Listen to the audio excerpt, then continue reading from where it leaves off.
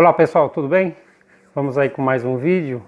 Esse vídeo é um vídeo para o Natal, o tema é esse. Então, vamos lá. Nós sabemos, ou boa parte de nós sabemos, que a origem do Natal ela é pagã, né? O chamado Vitalis Solis Invictus, né? Que seria algo como Sol Invencível. Que toda essa tradição, né, de guirlandas, as velas, a árvore de Natal, a troca de presentes, tudo são heranças de tradições muito antigas, tradições pagãs, né, antes de Cristo, e que a Igreja, né, a Igreja Católica, logo no início, ela acabou resgatando, né, pegando essas datas, né, essas festividades pagãs e introduzindo as festividades, as comemorações cristãs, né, para que assim ela conseguisse conquistar, né, cooptar os povos, né, os povos pagãos, para que eles se convertessem ao cristianismo, ou mesmo depois de convertido ao cristianismo, para que houvesse uma transição, né, um sincretismo que ao longo do tempo foi ficando cada vez mais aceito, né, foi ficando cada vez mais natural, né? Isso porque nós assim não sabemos quando, não existe aí uma data em que Jesus nasceu, nós não sabemos a data, né? Até porque na época de Jesus cada povo tinha o seu próprio calendário, né? Então fica muito difícil dizer quando Cristo nasceu, né? Não existe menção no Novo Testamento, né, sobre a data em que Cristo nasceu. Alguns acreditam que foi por volta de no mês de março, entre final de fevereiro, começo de março, isso no nosso calendário gregoriano. Mas enfim, se no passado o catolicismo se aproveitou dessas datas festivas, né, pagãs, para introduzir as comemorações cristãs, hoje o paganismo aproveita essas mesmas comemorações para desconstruir não apenas a imagem de Cristo, mas a sua missão, a sua importância, o que ele realmente representa para a humanidade. Então, hoje parece haver uma inversão. Parece que o próprio paganismo, né, aqueles que acreditam, né, em uma série de teorias aí pagãs, acaba se aproveitando desse paganismo para desconstruir o cristianismo. Então é muito comum hoje se comparar Jesus aos deuses solares, né? Mitra, Apolo, Horus, entre outros, né? Muitos ateus, astrólogos e esotéricos, né, dessa onda New Age, atestam que o cristianismo copiou os elementos desses deuses para montar a personalidade e a própria história de Cristo, né? Mas tais deuses não tinham e não faziam parte de nenhum projeto, de nenhum propósito de redenção divina, de salvação, né? do famoso, do chamado religare, né? Esses deuses não em sua mitologia, né, não tem esse propósito de redenção que vem trazendo redenção à humanidade com o propósito de salvação de uma humanidade decaída pelo pecado, né, da queda, né, lá de Adão e Eva. E ao contrário do que esses esquizotéricos, né, da onda New Age pregam, Cristo já era anunciado no Antigo Testamento, né, como o Messias que viria ao mundo, né, que já tinha um propósito lá no Antigo Testamento. Então, estima-se que há por volta de 300 citações, né,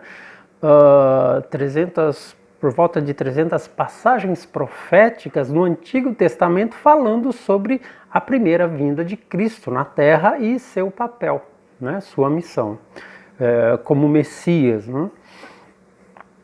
E o sacrifício de Jesus ele foi predito há 1800 anos antes do seu nascimento, na história de Abraão, né, e seu filho Isaque. Então temos aqui uma alegoria para o nascimento e sacrifício de Cristo dentro da história de Abraão e Isaque, o seu filho. O nascimento de Isaque ele se deu em circunstâncias, podemos até dizer, milagrosas, né? Abraão já estava com 100 anos, né? Sua esposa Sara com 90. Mas Isaque ele era o filho da promessa. Deus havia feito uma promessa a Abraão que ele teria um filho, de que da sua semente nasceria, né, o povo judeu e assim por diante. E quando ele nasce, Deus, para testar a fé de Abraão, pede a ele, né, Deus pede a Abraão que levasse Isaque a um monte, né, o Monte Moriá, e que o entregasse em sacrifício. Né? Abraão, resignado, mas cumprindo a vontade de Deus, acreditando que Deus poderia ressuscitar o seu filho, né, depois do sacrifício, acabou levando então o plano adiante, levou seu filho, o Isaque, para ser sacrificado. E no momento em que ele estava só com Isaque, já preparando o rapaz para ser imolado, veio um anjo e intercedeu, dizendo, não, para tudo aí, não é para sacrificar o rapaz. E ao mesmo tempo o anjo apresentou aí um cordeiro, um carneiro que estava ali naquele local enroscado nos arbustos e que foi usado como sacrifício no lugar do Isaque. Né? É interessante notar que na própria escritura Isaque ele é colocado como um rapaz também que acaba se colocando, né, como sacrifício. Ele não se rebelou em momento algum, né, mesmo quando estava lá deitado à espera de ser sacrificado, ele não questionou o pai, ele não se rebelou contra o pai que iria sacrificá-lo. Então ele se entregou ao sacrifício. Né? Então isso já é um símbolo, né, do próprio Jesus Cristo, né, do pai que entrega o seu filho para ser sacrificado para a redenção da humanidade. Né? E a gente coloca da seguinte forma, que a festividade mais importante para o cristianismo não é o Natal, não é a representação do nascimento de Cristo, mas é a Páscoa, né? A representação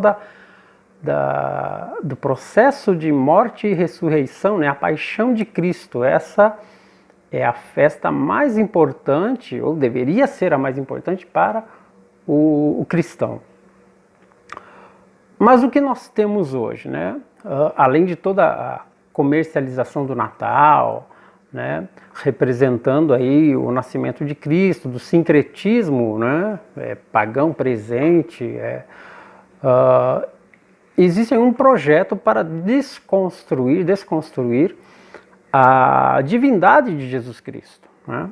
Começando aí pela ideia de transformar o cristão em um pária, em um idiota retrógrado, em um fanático, coisas do tipo. Né? E a mídia, a cultura, a própria política são instrumentos de realização desse projeto de destruição e que é destruição do cristianismo, que é uma das bases da civilização ocidental. Né? E se por um lado nós temos aí os esotéricos da onda New Age que fazem uma lavagem cerebral na cabeça de muitas pessoas, com ideias absurdas, teorias vazias, né? de Jesus como uma versão de Horus, de um mito ou de qualquer outro deus solar, ou mesmo Jesus como um alienígena, né, de que a Virgem Maria foi estuprada por um soldado romano, ou das teorias romanceadas, né, que Cristo não morreu na crucificação, mas que fugiu com Maria Madalena para a França e teve filhos e tem toda uma linhagem, né, sagrada, enfim. Tudo uma grande bobagem, mas que acaba sendo comprada por milhares de pessoas, né? E as pessoas que vendem essas ideias, essas teorias, são pessoas inescrupulosas, são os mestres do engano que vendem livros, cursos, vídeos, palestras para falar essas besteiras todas. Quer dizer, falar em Jesus Cristo, falar que Jesus é Filho de Deus, nascido da Virgem, que morreu e ressuscitou para cumprir um projeto de redenção de uma humanidade decaída, isso não pode, é absurdo, é fantasia, é manipulação. Agora, falar que Cristo é um híbrido, um alienígena, ou que fugiu para a França, aí tudo bem, é aceito sem problema nenhum. Né? Então, da mesma forma que a cultura vem pervertendo, desconstruindo a divindade de Cristo, né, em livros, filmes, peças de teatro, enquetes de humor, produzidos e atuados por ateus, por anticristãos, aí está tudo bem, né? Tudo não passa de liberdade de expressão. Mas quando alguém como Mel Gibson, por exemplo, que deu ao mundo o filme A Paixão de Cristo e se tornou um pária, um nada para Hollywood, né? Ou quando alguém que tenta de alguma forma defender Cristo, essa pessoa acaba sendo marcada, ela se torna inimigo dos senhores do mundo. Né? Então, quando feministas ou qualquer grupo anticristão protestam em frente das igrejas, quebrando ícones, com atos de vandalismo, aí tá tudo bem, a imprensa se cala, os políticos se calam, até o Vaticano tem se calado frente a esses movimentos todos. Né? Por quê? Porque é uma expressão da democracia. Tá? Então, cristãos eles vêm sendo perseguidos, né, desde sempre, e hoje a perseguição continua em vários níveis, né, de cristãos mortos por grupos extremistas islâmicos, as igrejas queimadas, né, por esses mesmos grupos, ou por vândalos ateus, ou por grupos que partilham da mesma ideologia esquerdista. Temos Notre Dame, né, bem como outras igrejas que são símbolos, né, e que foram queimados, né, ainda que, né, se digam por acidente, por uma falha, né, quer dizer, se você quer destruir o cristianismo, comece destruindo os seus símbolos, até destruir o símbolo maior que é o próprio Cristo. Então aí temos os ateus dos Portas dos Fundos com sua paródia de Natal, com o Jesus homossexual, ou aquelas peças e intervenções, né, com essa mesma ideia herética de um Jesus gay, um Jesus travesti, tudo em nome da arte, né, da democracia e da inclusão. Temos aí o filme da Netflix, Os Dois Papas, né, recentemente lançado, que é um filme com pitadas de documentário. Muitas cenas da época, né, são reais e foram usadas no filme. Agora é preciso ter cuidado com a dialética esquerdista e sorrateira que permeia todo o filme. Sim, apesar de propositalmente dúbio para confundir os desatentos, o filme ele é tendencioso. Há todo um apelo emocional próprio da estratégia esquerdista. Né? O Papa Bento, né, ele é tratado como retrógrado, ultrapassado, né? Ele é aquele personagem que parou no tempo e que, com suas ideias conservadoras, em contrapartida, o Papa Francisco, né, com ideias reformistas, acreditando que Deus está em constante mudança, né, e que a igreja precisa mudar, acompanhar o seu tempo. ao mesmo tempo que colocam o Papa Francisco como um Papa do povo, dos pobres, que entende os pobres e que pode ser a salvação da Igreja Católica, né? Em meio a tantos problemas, a tantas polêmicas e escândalos, né? E existe também heresias aí entre as falas, né, no meio da conversa entre os dois papas, né? Mas enfim, não estou aqui para falar do filme especificamente, só estou dando uma pequena opinião, né, sem intenção de dar spoiler. Bom, mas continuando, o cristianismo hoje é um cristianismo morno, insalubre, né? Nós não defendemos a nossa crença, né? Nós temos vergonha em falar em Cristo, em falar em Deus, defender nas redes sociais com hashtags é fácil, né? Eu quero ver no dia a dia como bom testemunho, com um exemplo de cristão, né? De tudo que Cristo nos deixou como ensinamento, né? As feministas e outros grupos vão para a frente das igrejas, em praça pública, para pichar, apedrejar, tocar fogo, quebrar símbolos sacros, enfiar crucifixos no ânus, se masturbar com crucifixo, tudo em plena luz do dia, né? Na cara de todo mundo. E aí está tudo bem, né? A nossa única preocupação é com a ceia de Natal, com a família, com o churrasco com os amigos, com a árvore de Natal, com as compras no shopping, com os presentes, né? É representar o nosso papel social com a nossa máscara de hipocrisia, né? Agora, refletir realmente na essência dos ensinamentos de Cristo, de buscar um testemunho, de ser, um cristão de fato, isso já é mais complicado. Então, ficar indignado nas redes sociais não basta. Quem é que vai se colocar, né, na frente das igrejas para impedir essas feministas, esses grupos de esquerda, né? O próprio Jesus expulsou os comerciantes da frente do templo, né, a chibatadas e por muito menos, né? Porque não podemos descer o chicote no lombo desses endemoniados, tá? Ok, vamos comemorar o Natal, devemos sim, mas como cristãos, né, é o momento de refletir se estamos realmente sendo o sal da terra e a luz do mundo, porque o resto pouco importa, a vida é um sopro e logo teremos que nos dar conta de tudo que fizemos ou deixamos de fazer, né? Então, penso que o Natal é mais um momento de reflexão profunda sobre o papel de Cristo, sobre o papel do que é ser cristão, né? Então, vai muito além de todo esse sincretismo pagão que existe, né, na origem do Natal, enfim. É uma coisa vai muito mais além disso, né?